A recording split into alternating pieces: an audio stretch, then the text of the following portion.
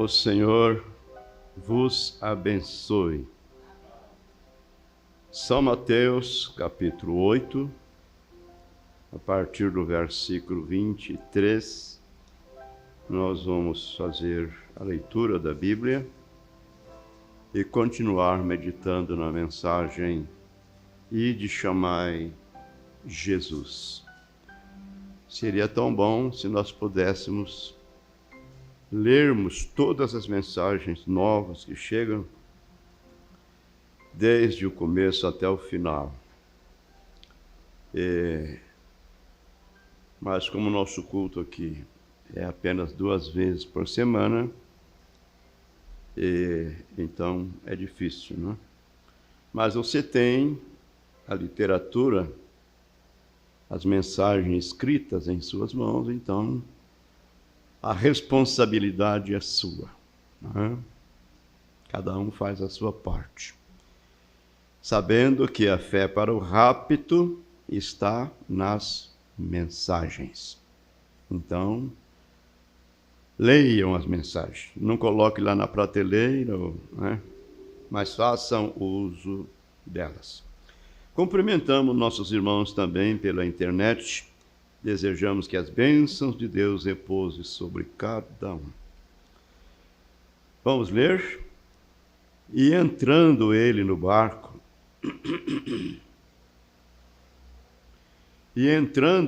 barco, seus discípulos o seguiram. E eis que no mar se levantou uma tempestade tão grande que o barco era coberto pelas ondas. Ele, porém, estava dormindo. E os seus discípulos, aproximando-se, o despertaram, dizendo: Senhor, salva-nos, que perecemos. E ele disse-lhes: Por que temeis, homens de pouca fé? Então, levantando-se, repreendeu os ventos e o mar, e seguiu-se uma grande bonança. E aqueles homens se maravilharam, dizendo: Que homem é este, que até os ventos e o mar lhe obedecem? Esse é o nosso Deus.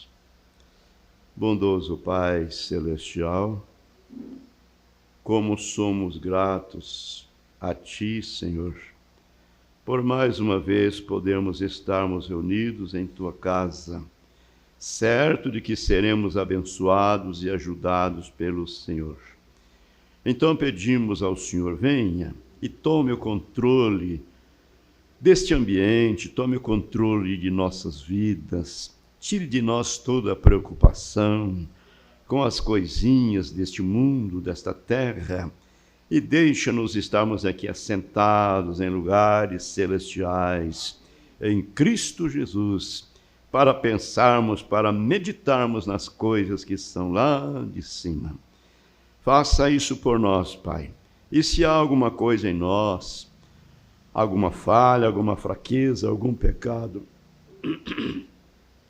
que queira nos impedir de sermos ajudados pelo Senhor, nós rogamos que o Senhor nos perdoe, que não haja nada que possa impedir a ajuda ou auxílio do alto.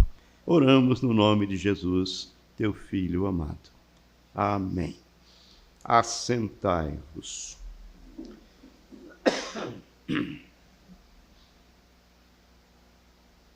Ore por nós.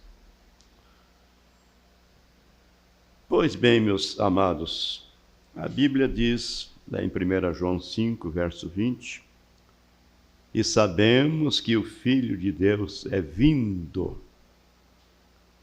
e nos deu o entendimento para crermos naquilo que é verdadeiro.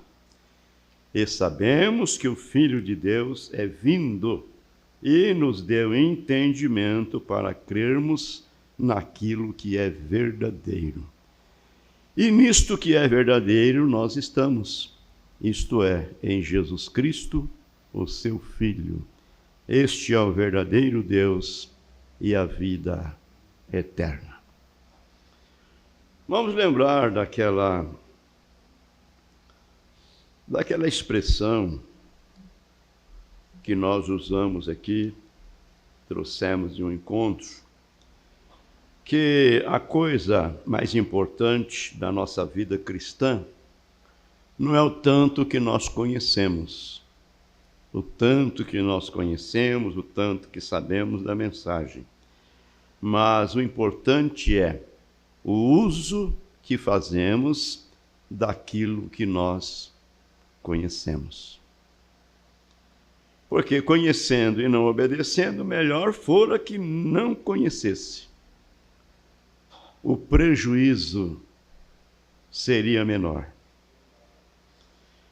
Então, amados, nesta mensagem aí de chamai Jesus, nós paramos aqui no parágrafo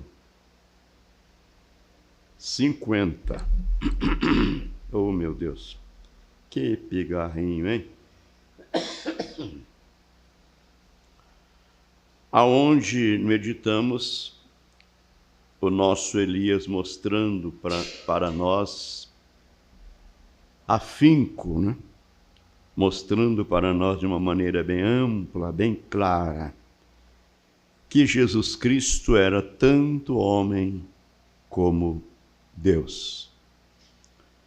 Ele disse, lembre-se, Jesus era humano, isto é, ele era um homem.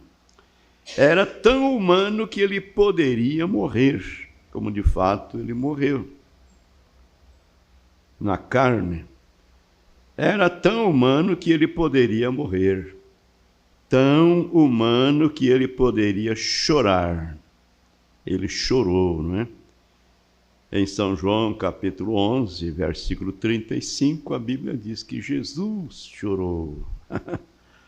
Mas lá no verso 42, 43, 44, ali no finalzinho, a Bíblia diz assim que ele chamou o defunto, que era Lázaro, que já fazia 4 dias que estava sepultado. Ele chamou o defunto e o defunto ressuscitou. Então, quando ele estava chorando, era um homem, né? Um ser humano chorão, com sentimentos humanos. Mas quando ele chamou o defunto, então ali era Deus falando. Então, está bem claro, pelas Escrituras Sagradas, não é uma teoria de William Marion Branham, não é isso, não. É a Bíblia, é as Escrituras. William Marion Branham foi um instrumento usado por Deus para vir e abrir nossos olhos para vermos estas coisas. Então vejamos, ele era tão humano que ele poderia morrer, tão humano que ele poderia chorar, tão humano que ele poderia ter fome.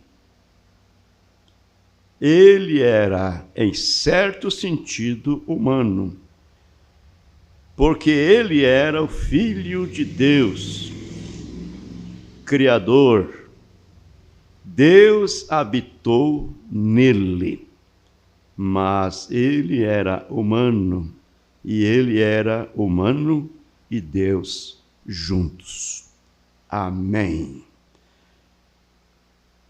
A Bíblia nos diz em 2 Coríntios 5, verso 19, que Deus estava em Cristo, reconciliando o mundo consigo mesmo. Deus estava em Cristo. Ele era a palavra encarnada, o verbo encarnado. Muito bem. E em Colossenses 2, verso 9, a Bíblia diz que nele, em Cristo, habita corporalmente toda a plenitude da divindade. Amém. Então, se cremos na Bíblia, está tão claro que ele era tanto humano como era Deus. Então, o irmão Branham continua dizendo, ele era humano e Deus juntos. Deus criou uma célula sanguínea no ventre da Virgem Maria.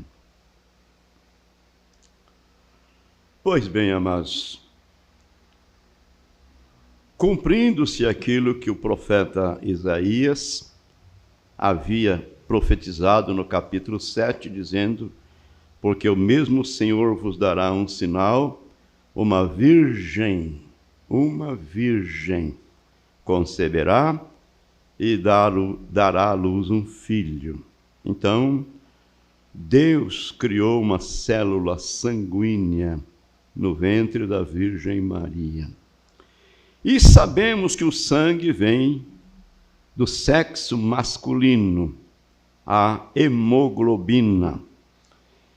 Irmão Branham dá-nos um exemplo, dizendo: uma galinha pode botar um ovo, assim como um pássaro, não qualquer ave, não é? Uma galinha, um pássaro, pode botar um ovo. Mas se ela não tiver contato com o pássaro macho, não é? Aquele ovo não chocará, porque ele não é fértil. Irmão Branham diz uma mensagem que a galinha pode ser tão sincera quanto ela poderá ser. Ficar deitada em cima daqueles ovos, não é? E para eles não se esfriarem e virar aquele ovo para lá e para cá, a galinha fica fazendo isso, né? Mexendo os ovos. E ela pode ser sincera do jeito que for, ela vai morrer de fome ali, mas não vai chocar nenhum pintainho. Por quê? Não houve a cobertura do macho. Então, o irmão Branham continua dizendo: não é fértil, então vem do macho. E neste caso, um exemplo, o macho era Deus, o qual é o Pai de Jesus Cristo. Meu Deus! Nesse caso, o macho era Deus, um espírito, Jeová, o Pai. E ele cobriu a virgem e criou esta célula de sangue que gerou o homem, Cristo Jesus, o qual era o Filho de Deus. Eu pergunto, você está assimilando isso? Você crê nisso de todo o seu coração? Isso é vida eterna. Se cremos nisso sem nenhuma sombra de dúvida, se não há nenhum embaraço, não é? Isso é vida eterna, porque é a palavra de Deus. Então agora, Jesus, não era judeu nem gentio, ele era Deus. Porque, veja você, ele não era sangue judeu, nem era sangue gentio. Ele era o sangue de Deus, o sangue criador para nos redimir. Amém. Mais uma escritura, em Atos 20, verso 28, Paulo diz que nós somos resgatados ou redimidos com o sangue de Deus. E se é o sangue de Deus, então é uma remissão perfeita, porque o sangue de Deus é perfeito, porque Deus é perfeito. Muito bem. Portanto, nem judeu, nem gentio podem dizer que ele pertenceu a nós, ou aquilo. Ele não pertenceu a nenhum desses partidos. Ele veio de Deus. Amém. Habitou entre nós, cumpriu seu ministério salvador, curador, libertador, e voltou para Deus de novo. Amém. Grande mistério, não é? Porém, Deus tem nos revelado. Então, o irmão Branham diz assim, deixa eu voltar aqui. Nem judeu, nem gentio pode dizer que ele pertenceu a nós, ou aquilo. Ele morreu pela raça caída de Adão, por ambos os lados, por todas as pessoas e em todos os lugares que acreditam nele. Amém. Precisa crer. É necessário crer. E quando você crê, então você aceita isso de coração.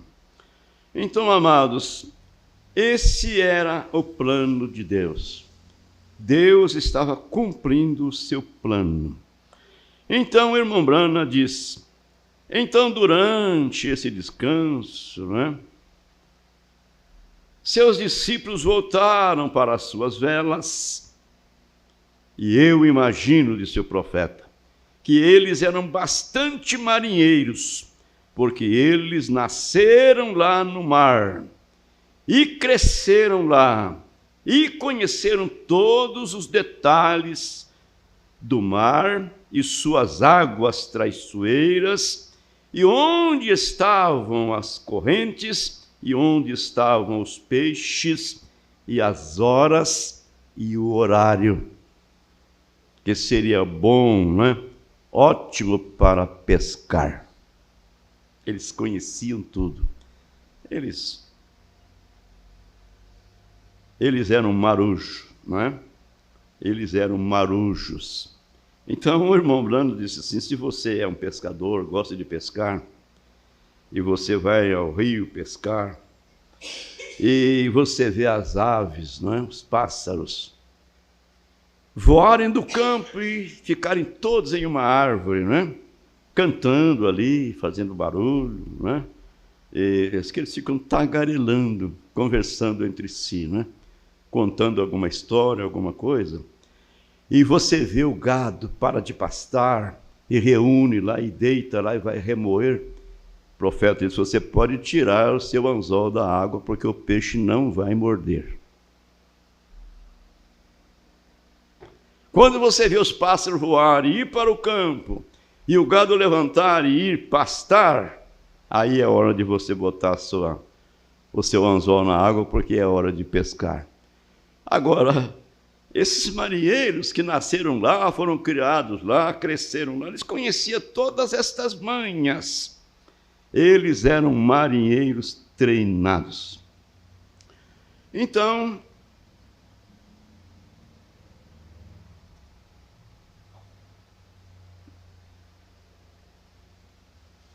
eles pegaram seus remos e o seguiram.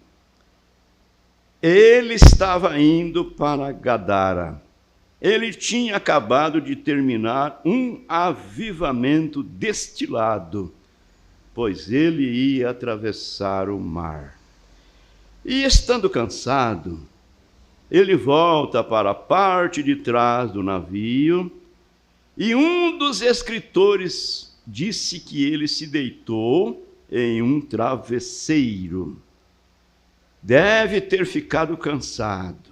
Ele era um homem, um ser humano.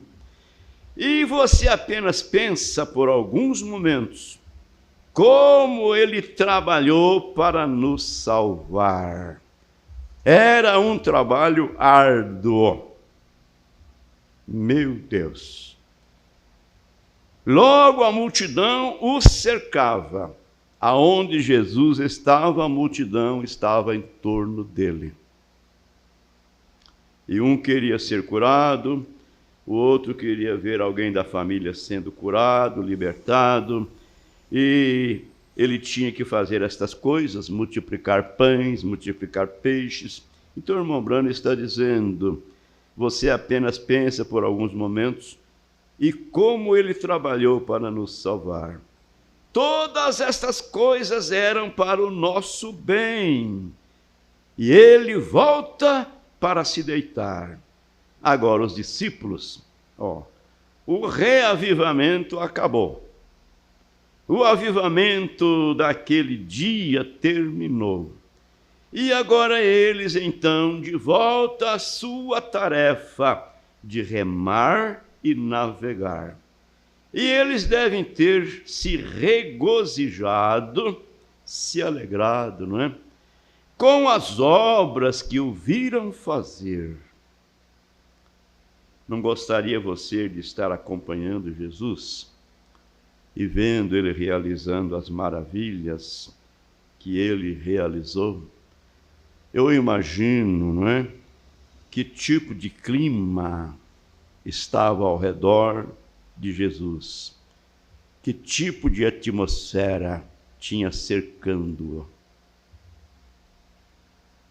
Com efeito, o povo não queria nem ir para casa para se alimentar. Não gostaria você de estar lá? Claro. Por isso você está aqui. Você tem esse instinto, não é? Dado pelo próprio Deus. Então, o irmão Branham continua descrevendo isso para nós. As obras que ele havia feito deviam estar discutindo seus atos, quer dizer, suas práticas, porque ele estava de volta ao barco, dormindo, cansado, ressonando. E eu acho que tudo isso se aplica a este tempo em que estamos vivendo.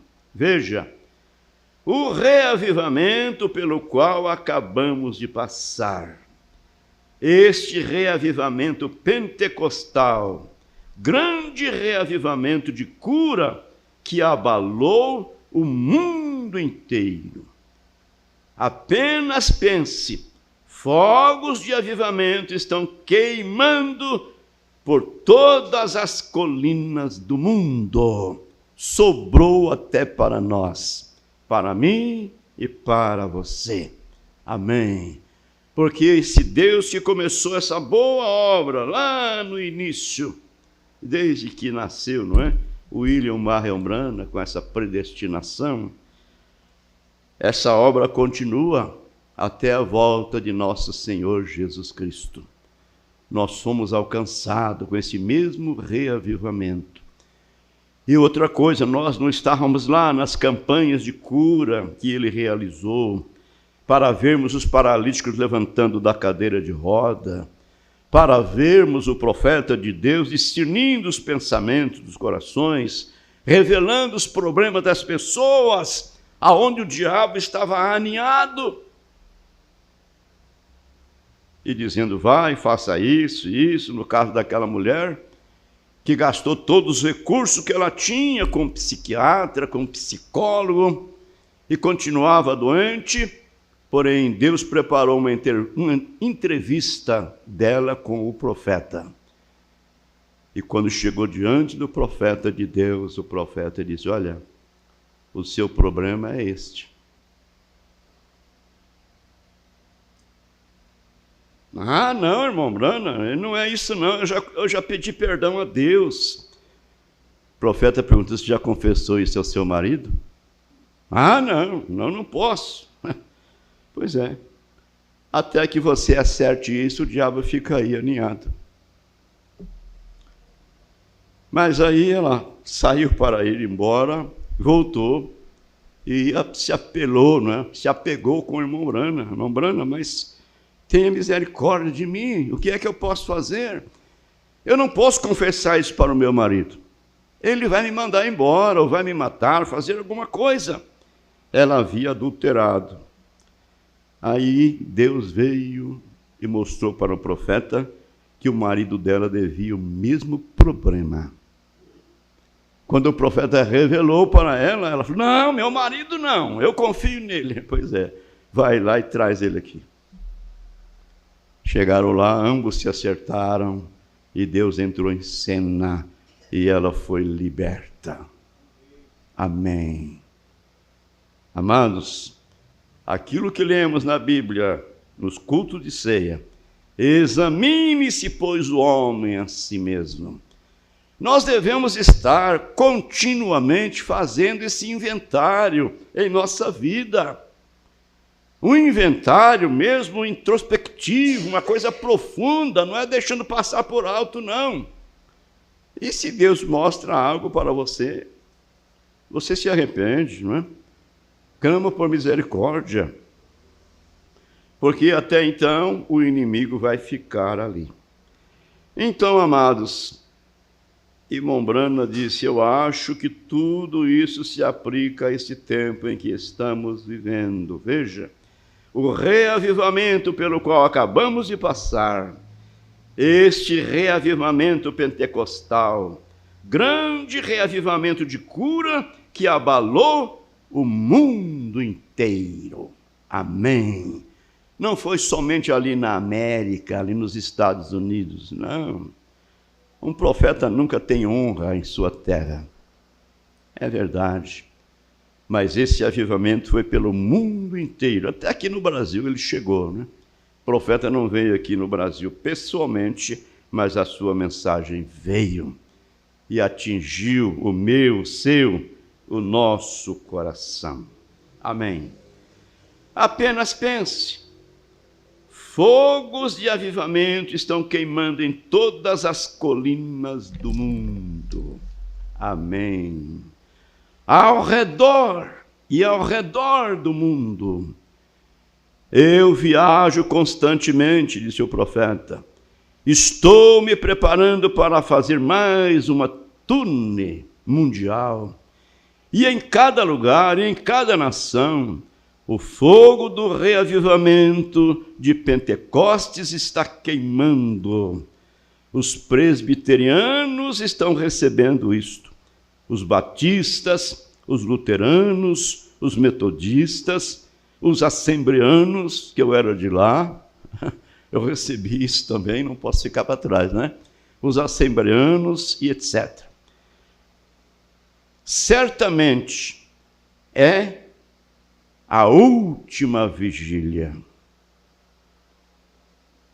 Quando Deus está chamando o seu povo, e esses grandes fogos de reavivamento estão queimando.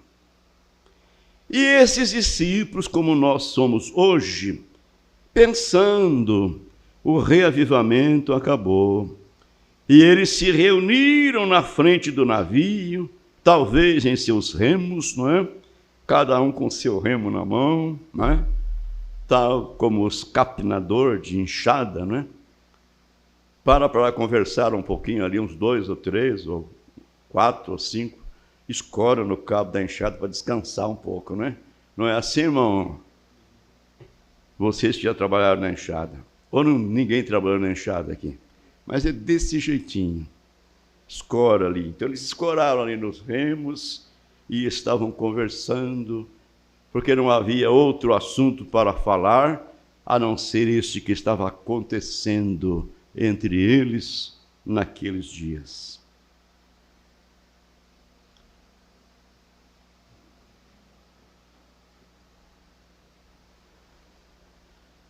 Vou repetir. Estes discípulos, como nós somos hoje, pensando, o reavivamento acabou. E eles se reuniram na frente do navio, talvez em seus remos, e eles estavam conversando sobre o que ele havia feito, as obras, os milagres, as maravilhas que ele havia operado, que o declaravam claramente para eles de ser o que ele afirmava ser. Os feitos de Jesus, as obras de Jesus, declarava para os discípulos que, na verdade, ele era aquilo que realmente ele afirmava ser. Agora você sabe, disse o profeta, uma pessoa pode alegar ser quase tudo, mas isso não é o sinal de que eles são o que afirmam ser. Vou repetir aqui para não ficar mal entendido. Uma pessoa pode alegar ser quase tudo. Eu faço, eu aconteço, porque eu já quando coloca esses eu aí, já viu, né? Mas o profeta disse, isso não é sinal de que eles são o que eles afirmam ser, vê? Nós encontramos isso cada passo da vida. Encontramos vendedores que se dizem vendedores e não são. Aí, na mensagem, depois vocês vão lembrar isso aí. Fugiu, escapou. assim resplandeça vossas obras. Acho que é esse mais ou menos o tema. O profeta saiu vendendo lâmpadas. William Marion Branham vendendo lâmpadas. E chegava lá, ele conversava, fazia a propaganda da lâmpada, e a pessoa, não, mas eu não estou precisando, olha aí, eu tenho, não, mas essa aqui é mais especial e tal. Vamos fazer o seguinte, você me dá licença, eu vou tirar a sua e vou colocar a minha, e você faz um teste, daqui 30 dias eu volto, se não prestar, você não precisa, você pode me devolver. Deixava a lâmpada lá. Quando ele voltava para buscar a lâmpada, eu disse, não, eu vou ficar assim, é boa. Sabedoria, né? Sabedoria, meu Deus. Assim resplandeça vossas obras diante dos homens. Onde eu estava? Aqui. Encontramos vendedores que se dizem vendedores e não são. Encontramos eletricistas que se dizem eletricistas e não são. Encontramos mecânicos que se dizem mecânicos e não são. Isso está de praxe nos dias em que nós estamos vivendo. Abre uma portinha aí e você leva o carro lá, ele vai aprender no seu carro. Tira uma peça daqui, põe ali, não dá certo, a outra não dá certo, e ele vai testando, vai indo, né? Esses são os verdadeiros charlatões, né? Não é mecânico coisa nenhuma, é um charlatão. E encontramos homens que afirmam ser cristãos, mas não são.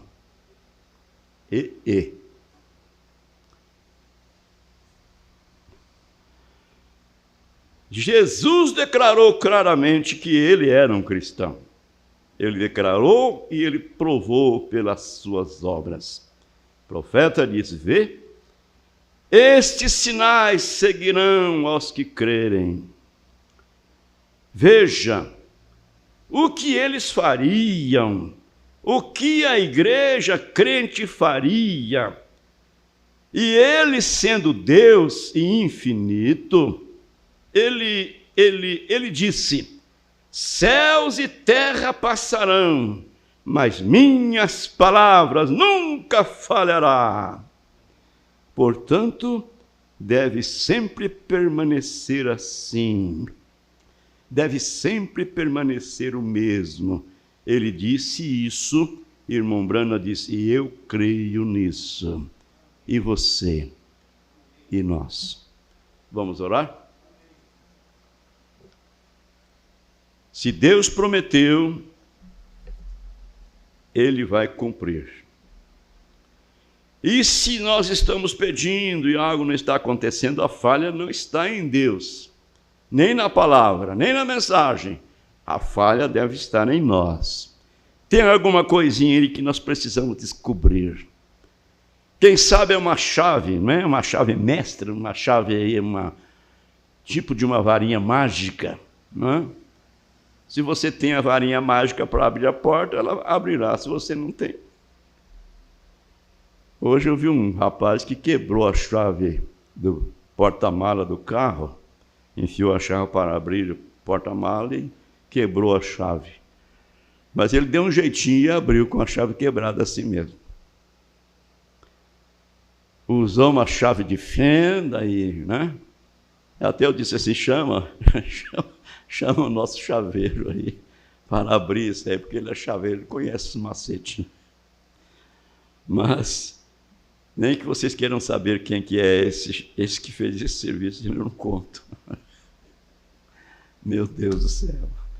Então, meus amados, há uma varinha mágica aí para abrir essa porta mágica. Eu estou pensando que nós vamos parar com essa mensagem e eu vou pegar aquela mensagem, a porta do coração. Acho que precisamos trazer aquilo à cena de novo, viu? Porque aí o profeta diz que há uma porta e depois dessa porta há outras portas lá dentro. E às vezes nós damos boas-vindas ao Senhor Jesus só aqui na primeira porta. Pode entrar, sentar aí no sofá, ficar tranquilo aí, eu vou cuidar dos meus afazeres, viu? Estou muito atarefado hoje, inclusive estou até meio atrasada para limpar a casa, arranjar as camas e tal. Daqui a pouquinho eu venho atender o senhor, fique aí.